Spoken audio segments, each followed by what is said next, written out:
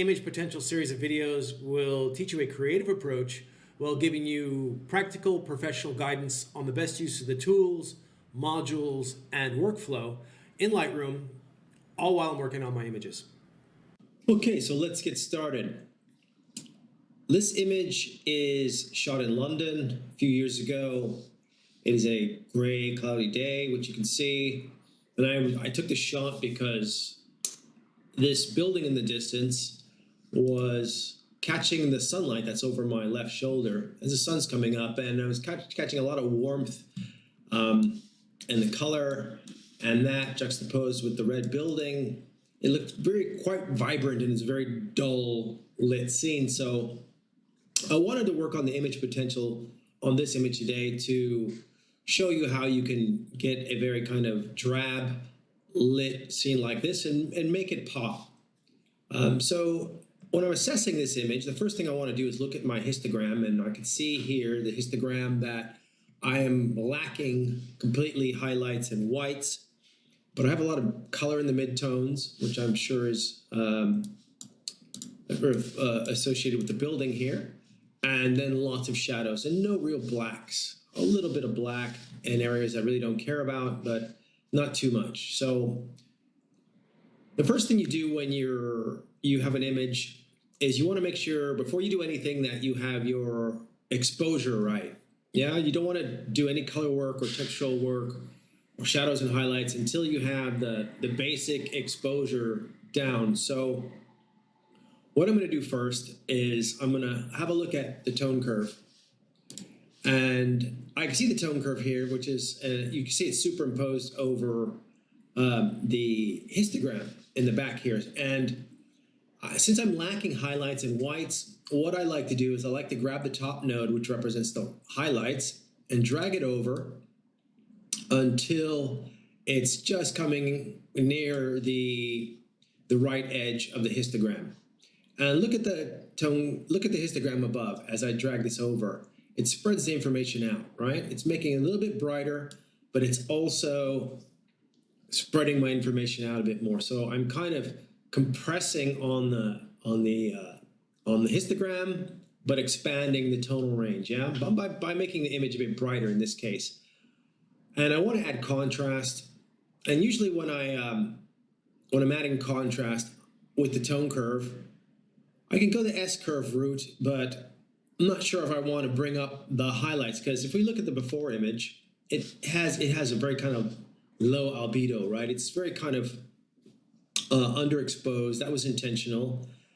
I want to kind of keep that that feeling, right? So I'm going to go over here and I look at my histogram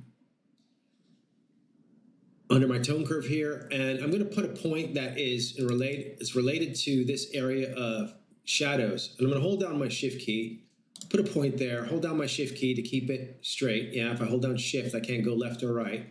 I can only go on this vertical line that comes up. You see that line there? It's a very cool tool.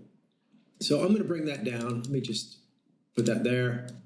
Bring it down about, and then just hold shift and bring it down just a little bit. Yeah, just kind of bring back that ambiance that I had before.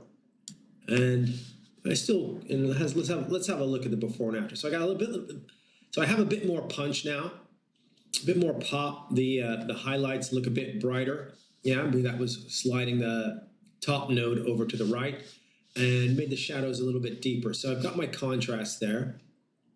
And I don't want to put a S-curve here and increase the highlights. I don't want to do that because that is going to kind of goes against the feeling I have for this image. So I'm gonna close the tone curve now and look at the image and think about color and texture now, because I've done my exposure, which is pretty easy. It's -1 EV, -1.5. That was done in camera. I've done my contrast. It's not finalized yet, but I like the contrast. And so after exposure and contrast for this type of image, I'm going to look at texture next. And what I'm thinking is I want to have some texture in my foreground. Got a lot of information here, but it's all, it's needs a little bit more pop. So I'm gonna go to the masks. I'm gonna get a linear gradient and just draw that across the bottom. And what I want to do is I don't want this very kind of smooth gradient. I want a less feather. So I'm going to grab this top line here and drag it down to the middle line. And you'll see you've got 3 lines here, and you can separate and have a nice soft feather, or you can bring it down to the bottom line and have a very hard feather. Yeah, so I want it somewhere medium like this, and then I'm going to grab this and move it up just so it's covering. Maybe I'll go a little bit more feather and bring that down. So that's my foreground covered, and I'm going to add some clarity. I want to keep the ambiance down a little bit, and so I'm going to bring the shadows down. It doesn't do much, but that's enough, I think. Yes. And then go back and try a bit of texture. I'm not a very big fan of texture. Maybe a little bit. And let's see that. Let's turn that on and off and see what it looks like. Yeah, so I get a bit more contrast, a bit more textural buildup there in the foreground. I might go back and work on it. But I want to see overall the image I have in my head. I kind of want to get to that image in my head as quickly as possible. And part of that is having a more dramatic sky, which was very natural for this image. So I'm going to create another mask. I'm not going to do a select sky because I don't want all the sky to be the same. I want to have it gradual. So I'm going to get another linear gradient and come down about here, and then come over to my dehaze and add some dehaze in there, maybe a bit of clarity, and minus texture on the clouds. And then I will come to this contrast slider and see if that is gonna make some more separation. It's not really working that well. I know there's some dots there, some spots, but I'll get rid of those in a minute. So I'm gonna pump up the whites a little bit. That's working really nicely. And bring down the shadows. Not a lot of shadow information there. And bring around the blacks a little bit. So let me toggle that on and off. So it's a little bit more moody. What I'm going to do is I'm going to make that a slightly less gradated. Let me show you here. Slightly less feathered. Bring that down somewhere about there. I kind of want the horizon to be a bit more natural than the clouds overhead. So, all right, I'm going to get rid of these because they're driving me nuts. Just get rid of that right there, and that, and that, and done. Okay, so let's do backspace before and after. It's looking pretty good.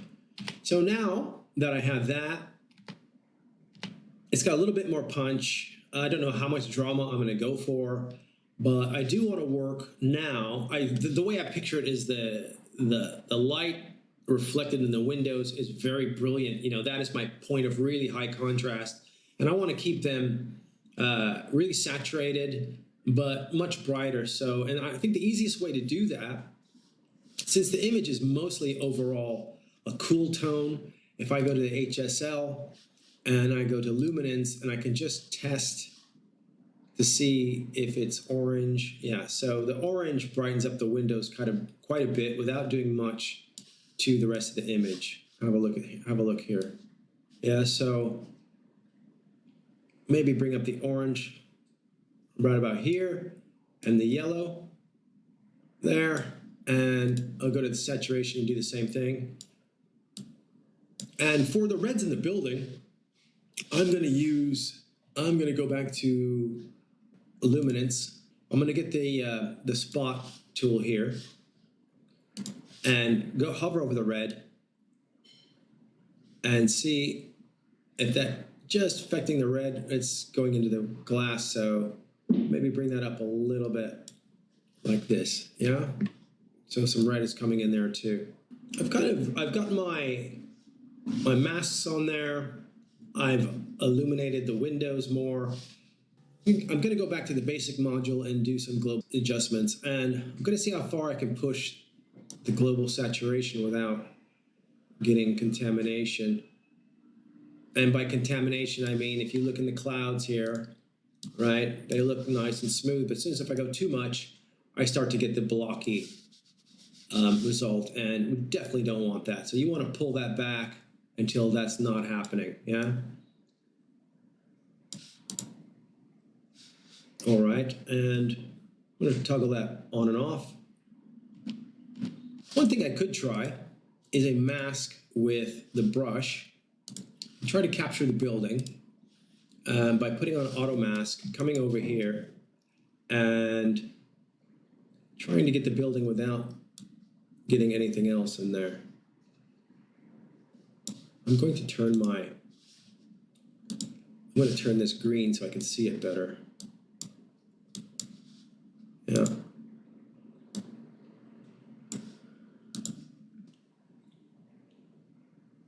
And that should mask that off pretty good. Don't need it perfect right now. I just don't want it going into the sky.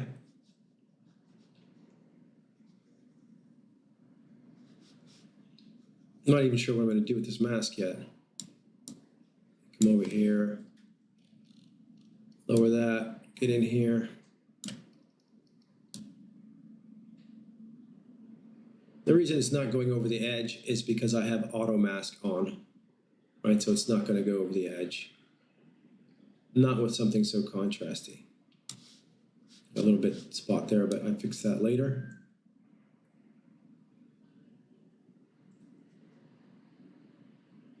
Okay, so once that's done, let me go in here and erase this real quick.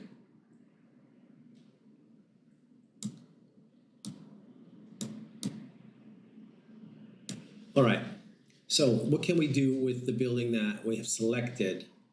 Let me turn the overlay off. What I'd like to do, I didn't isolate the windows. It's a bit much work for right now. So I'm going to go to texture and add some texture to this building. Yeah, we're not going to look at that on 100%. Actually, I will look at it 100%. And I'm going to raise the exposure on it just slightly. See if it pops out a little bit more. See if the contrast does anything. Not really beneficial. And maybe make that a little bit blue, the building, to make the yellow pop out a little bit more. Yeah. And let's toggle that on and off.